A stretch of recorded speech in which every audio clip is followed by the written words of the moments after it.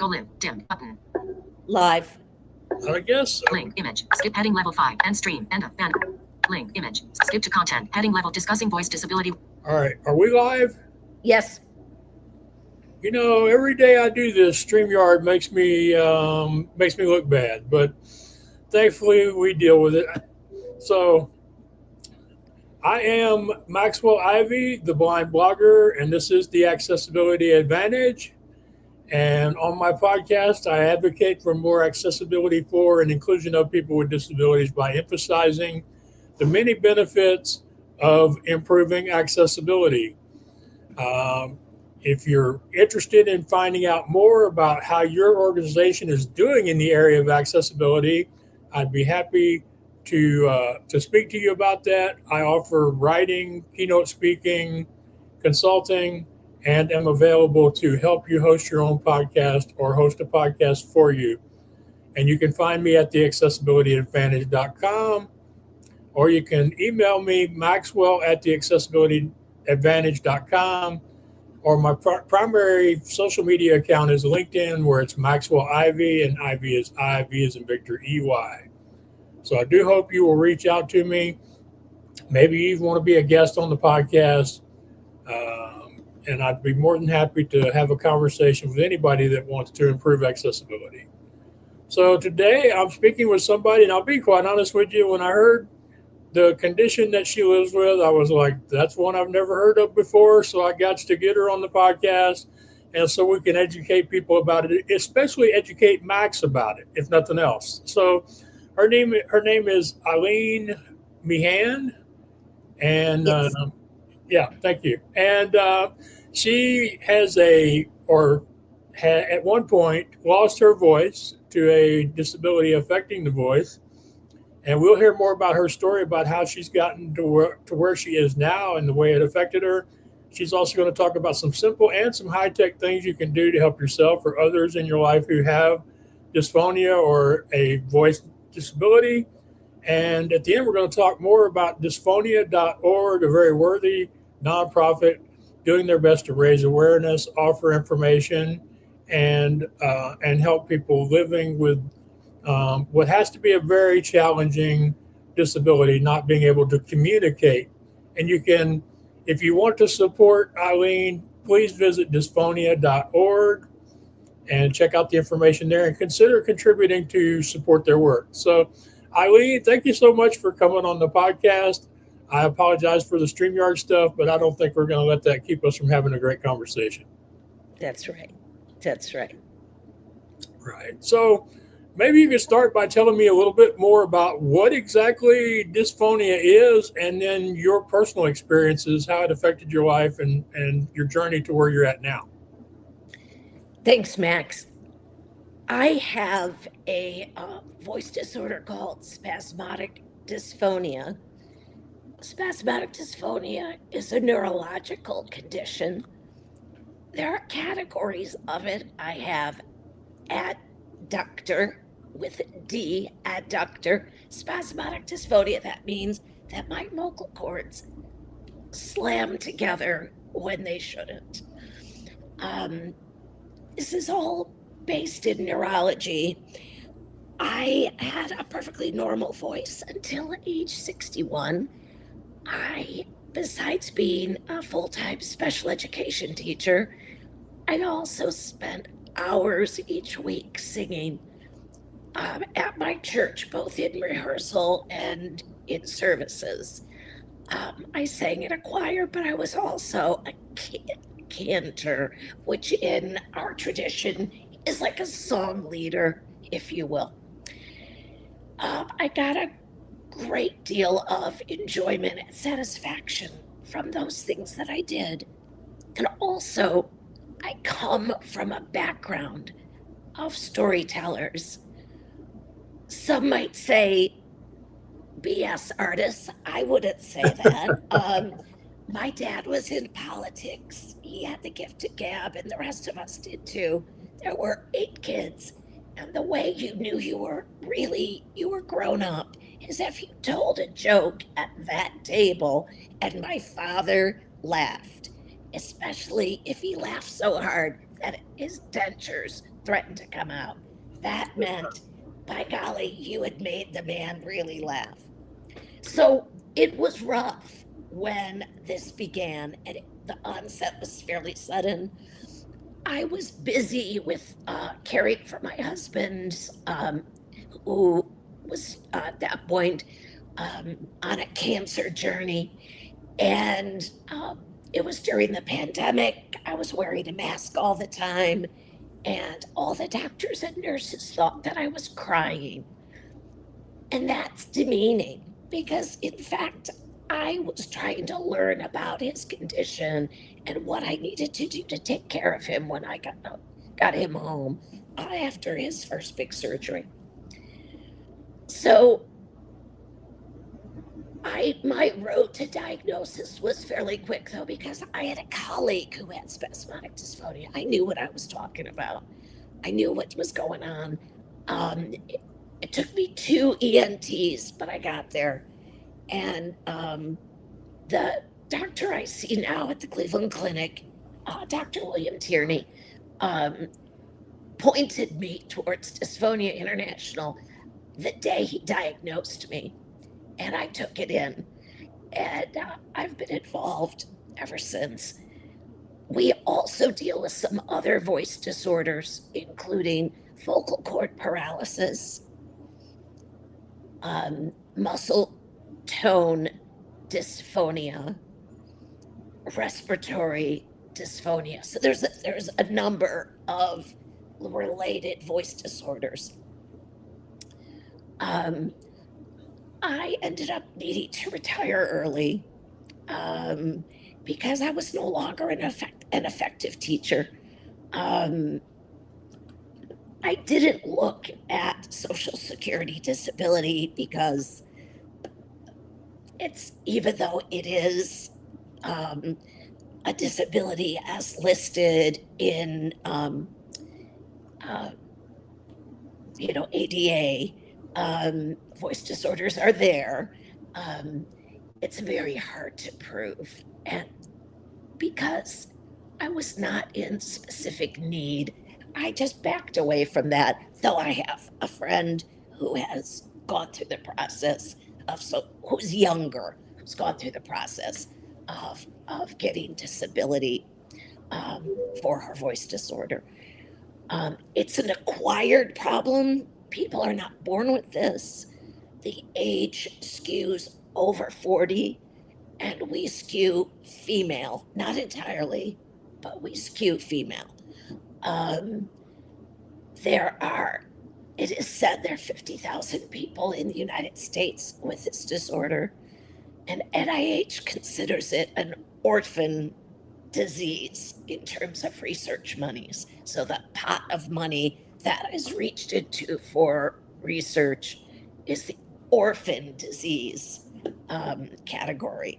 Right. For those of y'all who don't know what an orphan disease is, basically that means the population is so small that it's next to impossible to recruit or raise dollars from government agencies or nonprofit research organizations for a particular disease.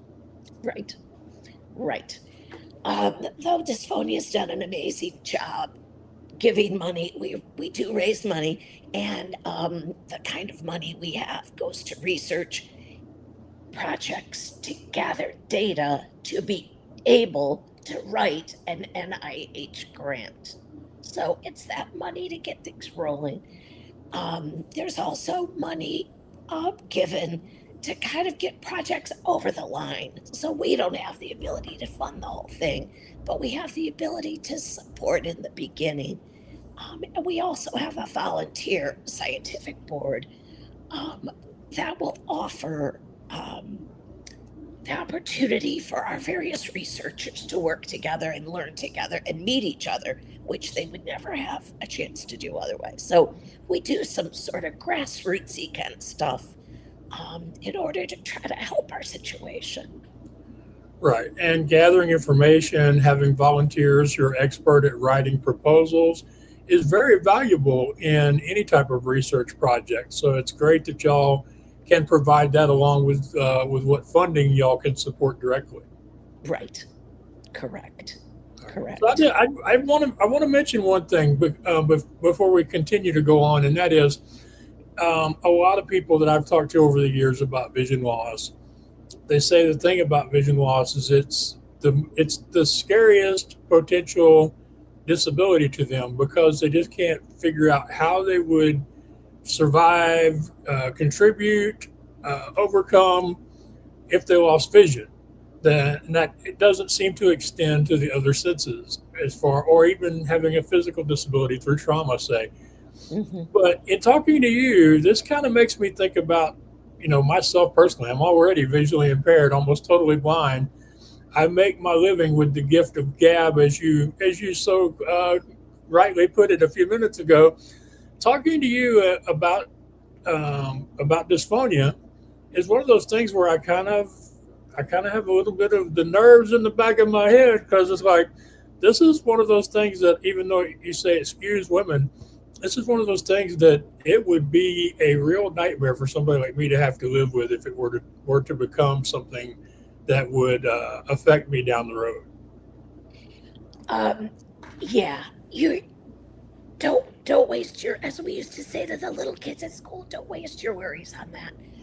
But we do, we meet people when we have our symposiums, which are so an international symposium will be 75 people in the room.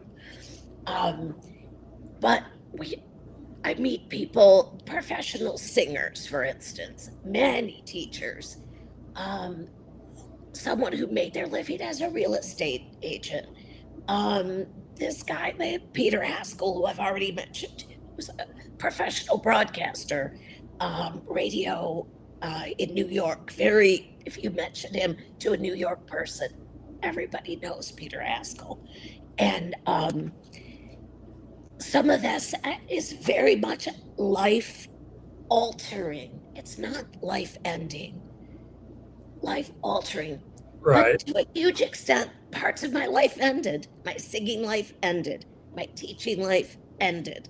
Um, so I will tell you that for me, there was a real grief process, and mental health therapy was and is part of my continued um, reconciliation with the new normal. Right. And a is there is there a relatively um, large availability of people who can deal specifically with the grief and emotional challenges of dysphonia, or one of the other vocal disabilities you mentioned? Um, my therapist took it on. She's someone of a lot of experience, and she did research so she would understand. And mostly she let me express what my life was like at any given moment. And so it wasn't that I needed someone super specialized. We also have lots of support groups, which both online and in person, all over the US. And our the online support groups will have people from 10 states and the UK or something. I mean, they're really crazy how far flung people are joined together in a support group meeting. God bless Zoom. Boy, I hated it when I had to use it for work, but it is.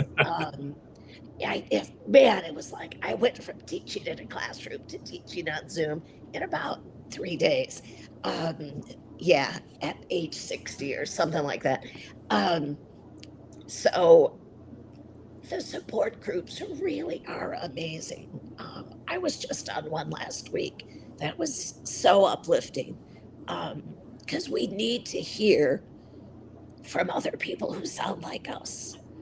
Um, and I've begun an in-person group in my area, and we have 5 members, which for a rare condition is pretty amazing.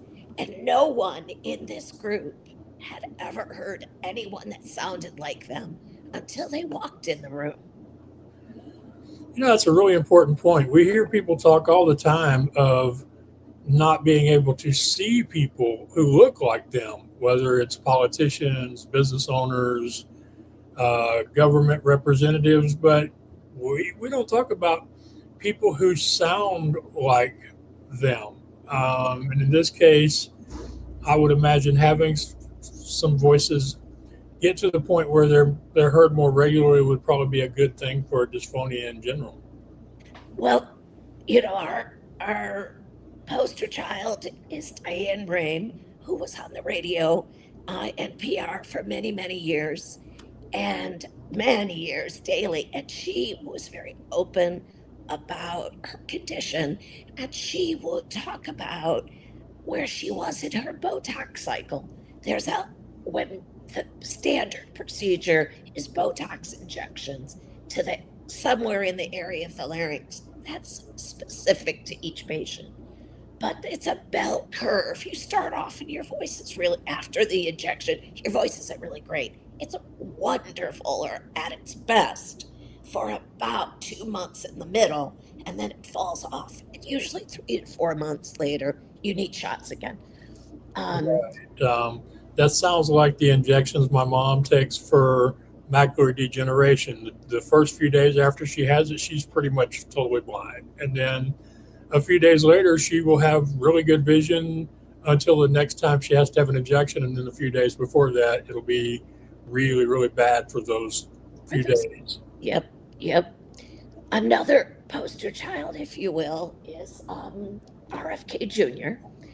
And many people have talked and criticized his voice. And his voice has actually been the subject of comedic routines on The Daily Show. And I, you can criticize anything you want about a politician, but if you criticize the sound of his voice, that's ableist. And I'll call you out. So, flurries of emails and DMs went to The Daily Show over that, but unfortunately, they did it again. So that's aggravating.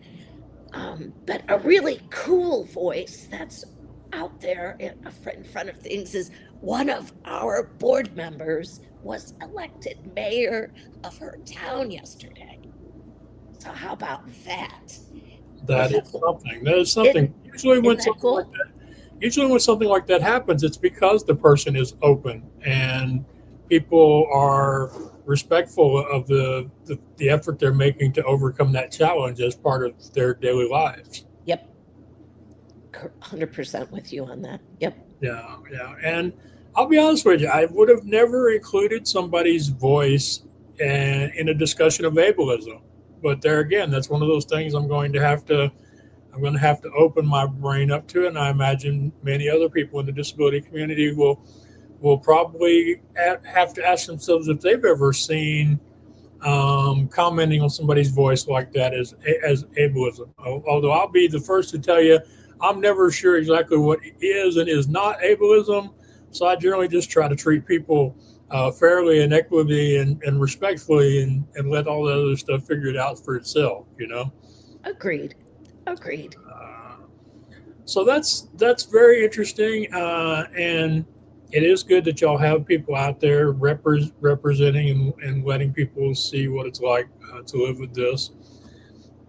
And you mentioned the support groups. Also, before we started recording, you mentioned that you and others with the organization have been doing podcast interviews.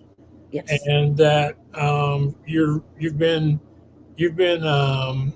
excited by the fact that you're speaking to people all over the world at many different times of day, wherever they happen to be, on the subject of dysphonia. Yep.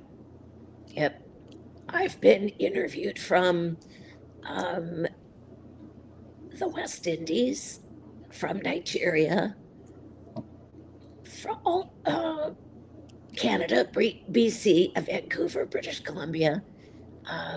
Yeah, all over the United States, and anyone we reach, because it's possible. I could reach someone who has dysphonia and didn't know what was going on. It happens because people blame themselves. They say, I worked in a loud environment, or I shouted too much at sporting events, or I smoked, or whatever. And none of those things are how you get this. You get this because your neurology changes somehow, and nobody knows yet why. There's a brain study at Harvard where they're looking at this and other dystonias, including things like Parkinson's. So when I pass away, my brain's going to Harvard. How about that? Well, that is something. I mean, and it is great that they're continuing to do that kind of research. And there are certain things where that's the only way you can really find things out is after somebody has passed. Right. Sadly, Right. I asked you the question about the podcasting because I'm curious what the the understanding is about dysphonia on an international level. Is it one of those things where the U.S. is far ahead of most people in most countries as far as having systems in place to help people identify it and adjust to living with it? Yeah. I would describe it as being the same as most medical issues. When I get my Botox, the Cleveland Clinic office I go to, I could walk to. It is literally around the corner and down the street. There are people, even in the US, however, who are flying hours to go get Botox. If you're in rural Montana, for instance, you may not have an ENT who is trained to do this. So even in the US, there are struggles. There really are. But over in the UK, people tend to be like waitlisted. You know, and um, so I talked with people who say, well, I'm up for Botox later this year. Well, I've had Botox 3 times this year and I'm having it next week. It's like we have such amazing access. There are people like in places like Pakistan where there are no providers. There's nobody at all. And so people who are living with this really have to adapt how they approach the world sometimes. Right. So now that I understand the bell curve that you live with your Botox treatments, I just want to make sure that I thank you for agreeing to come on the podcast this close to the end of the bell curve that you were talking about earlier. You know what, Max? I just talk. And some days it sucks. Sorry. And some days it sounds pretty good. And I just talk. And sometimes people ask me to repeat myself, and that's fine.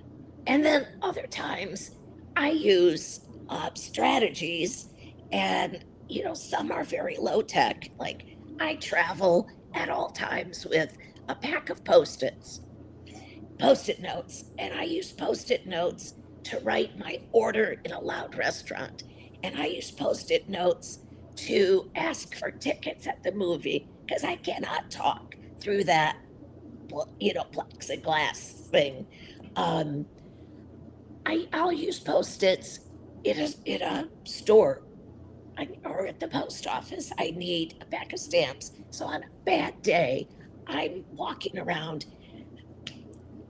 Many of us do that.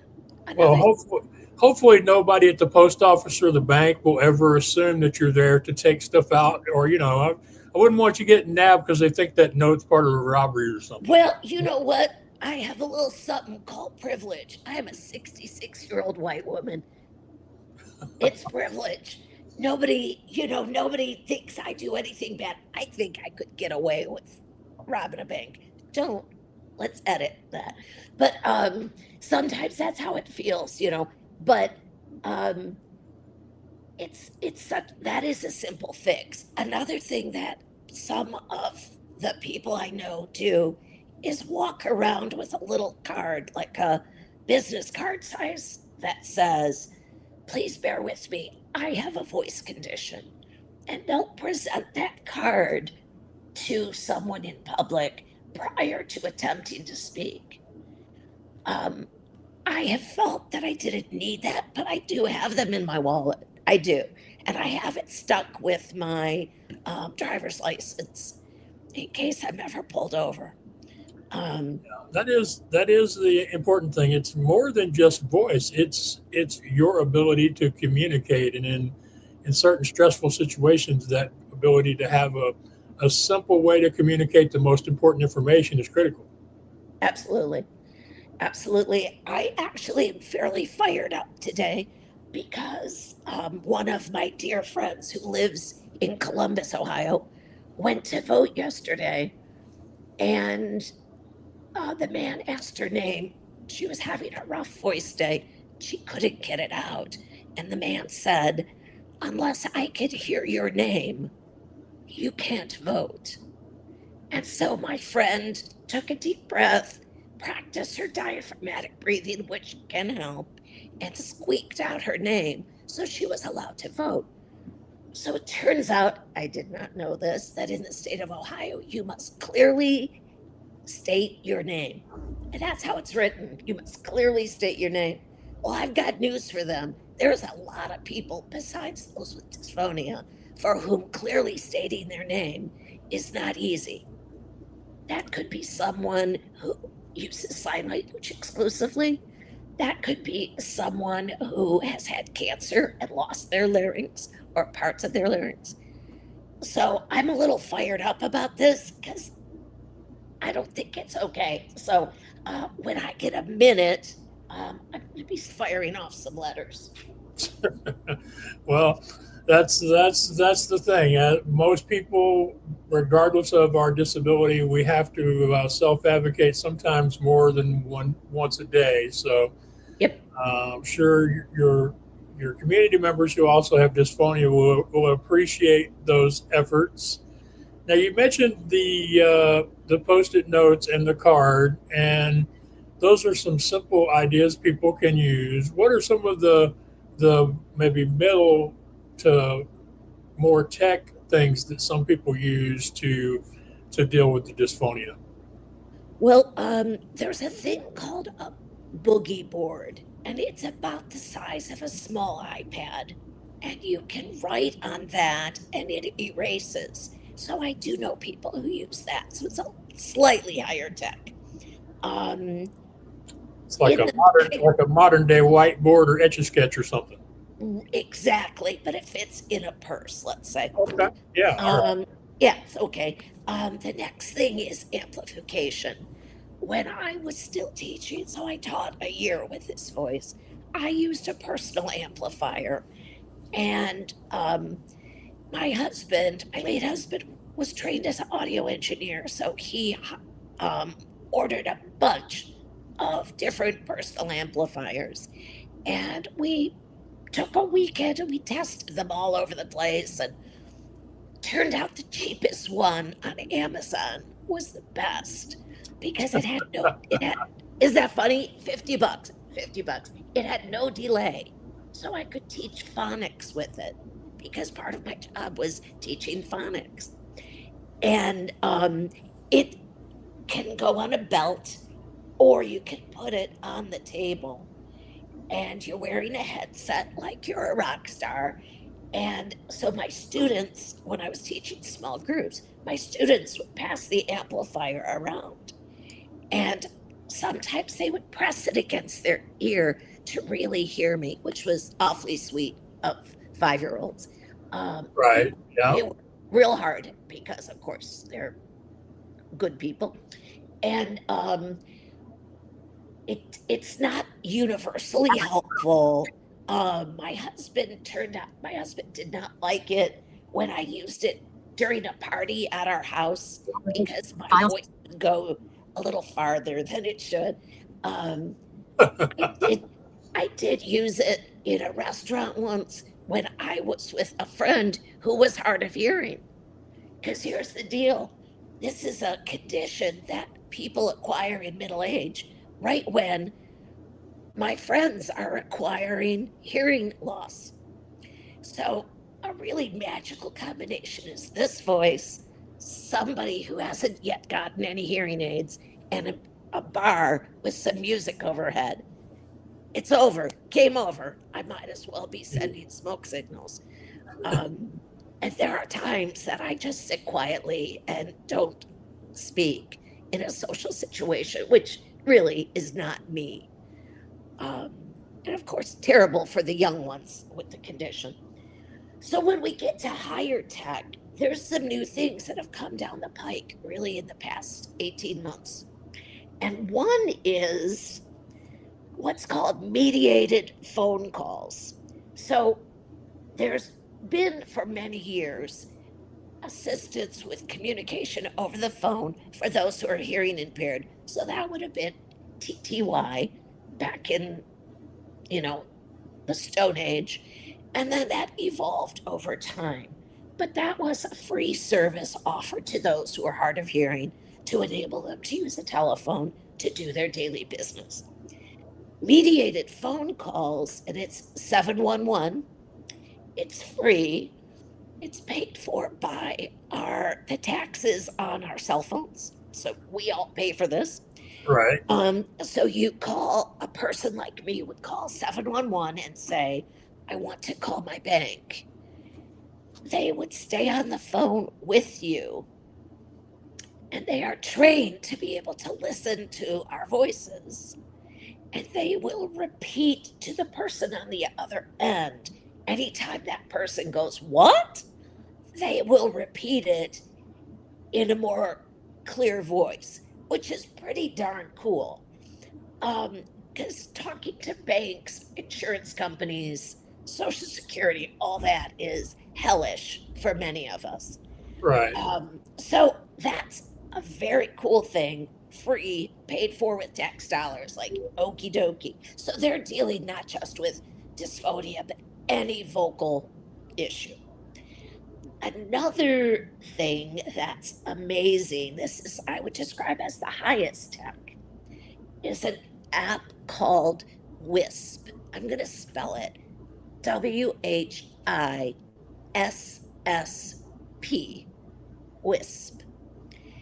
And so it's an app, a free app, and it is assistive technology that changes the sound of the person's voice.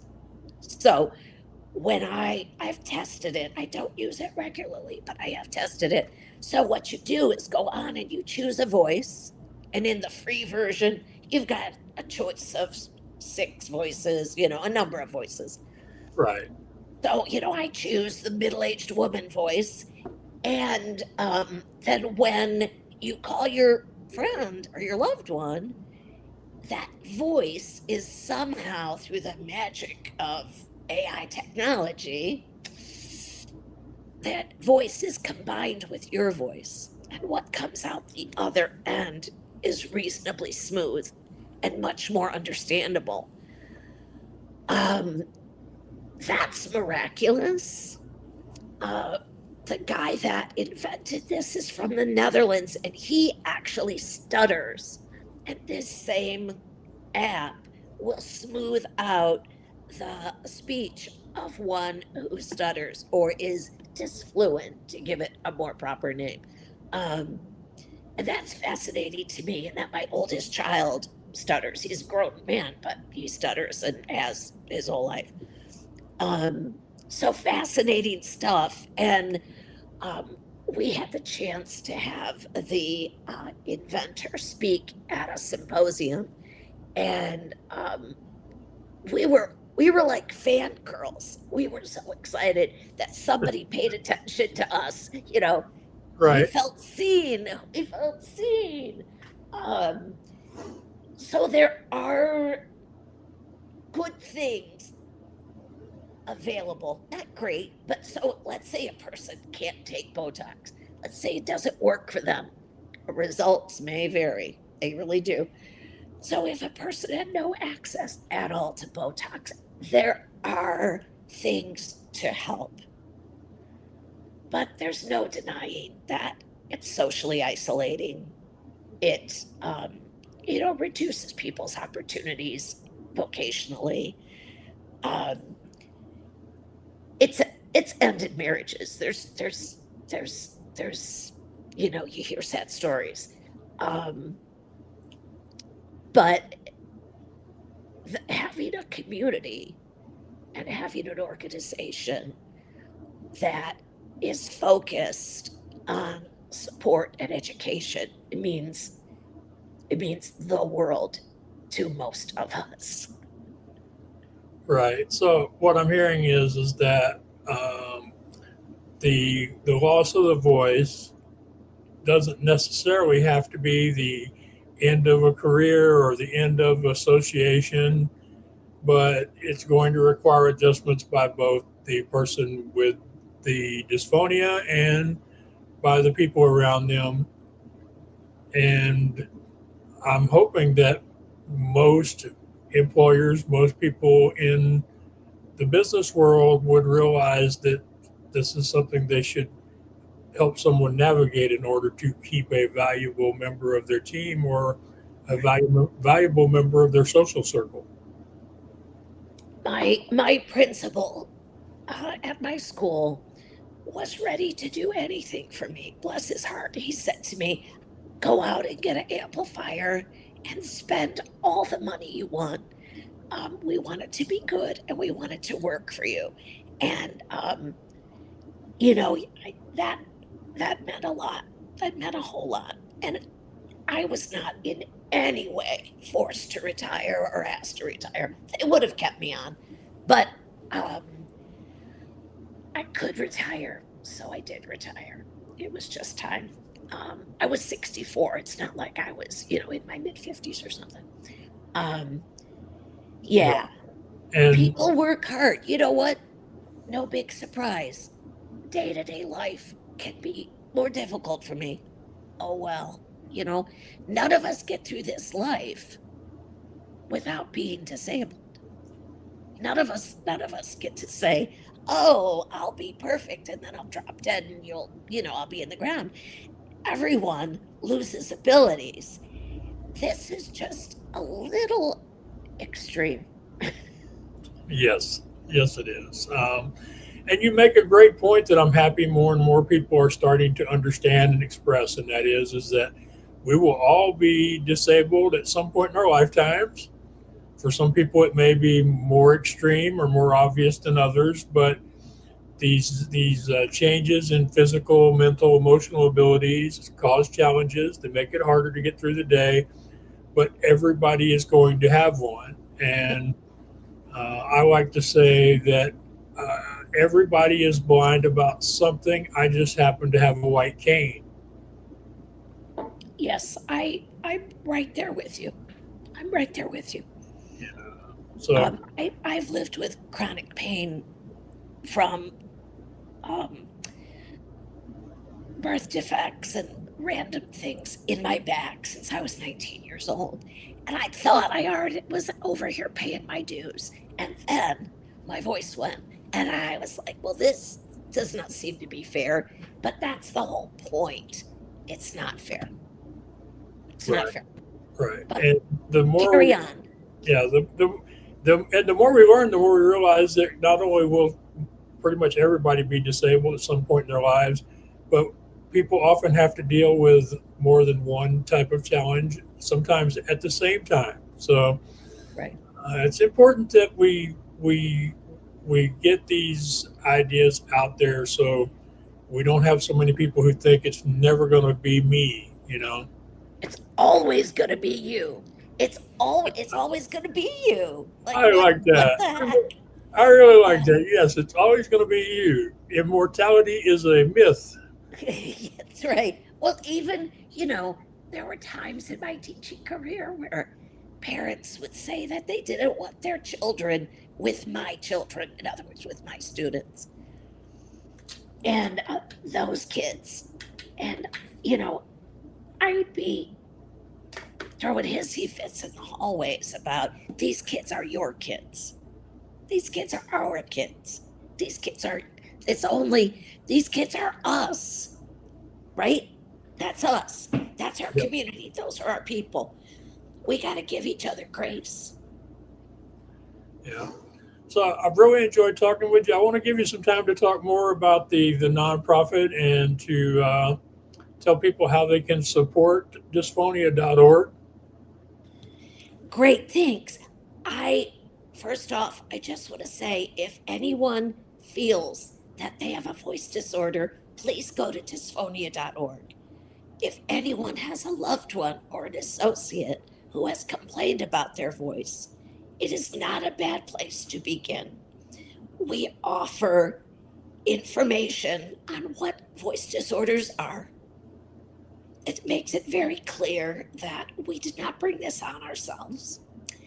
Um, it goes on to have support groups listed and also newsy notes about the members and what's going on. Then we have a part that's all about research. What is current research is going on, how you can participate in research if you're a diagnosed community member, how you can participate. And that is a huge contribution. Financial contributions are great, but participating in research is amazing. Every time I do it, I'm glad I did. And then in October, we do something called the Walk for Talk. This year, the goal was $100,000. $133,000 were raised, and that is matched by an anonymous benefactor.